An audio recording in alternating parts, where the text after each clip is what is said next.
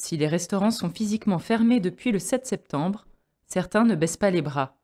Vente à emporter, livraison, aménagement des horaires d'ouverture, les restaurateurs s'adaptent pour rester en vie. Pour cette pizzeria récemment ouverte, le confinement est un véritable coup dur. Ah non, c'est une période totalement pas évidente, effectivement.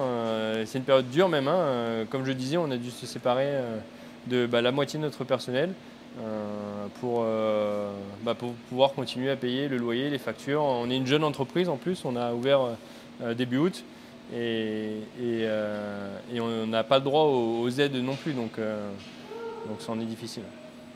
Alors qu'avant confinement, les clients consommaient essentiellement sur place, l'entreprise a dû changer de stratégie pour maintenir une activité. On a mis des offres en place principalement sur la livraison.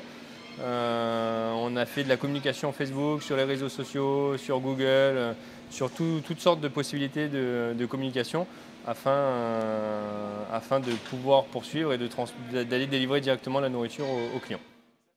Même si sa consoeur a pignon sur rue depuis plus longtemps, la période est tout aussi délicate à gérer.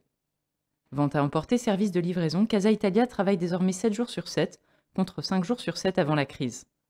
Malheureusement, le confinement a freiné l'activité du célèbre restaurant italien. On n'est même pas, peut-être même pas la moitié de la chiffre d'affaires, mais ça nous permet quand même de payer une partie des frais. Face à la baisse d'activité, l'équipe en place n'a pas pu être maintenue, notamment le service de salle. Nous faisons beaucoup moins de pizzas, on faisait beaucoup moins de plats. Forcément, on a mis une bonne partie du personnel en chômage.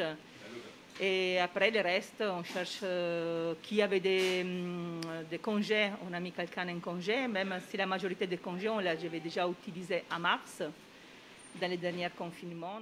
La patronne n'avait pas sollicité d'aide lors des premiers confinements, pas même celle de la province sud. Mais là, elle a rempli les formulaires.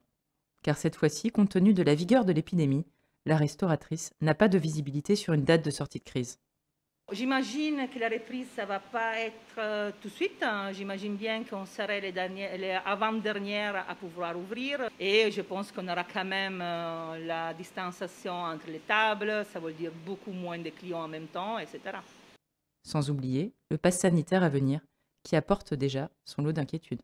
Sûrement, je pense qu'ils vont mettre les passes sanitaires. J'espère que les clients ils comprendront que ce n'est pas nous qu'on a pris cette décision, qu'on peut la conduire ou pas. Mais c'est la règle, c'est de mettre un pass sanitaire. Nous, on a l'obligation de la respecter.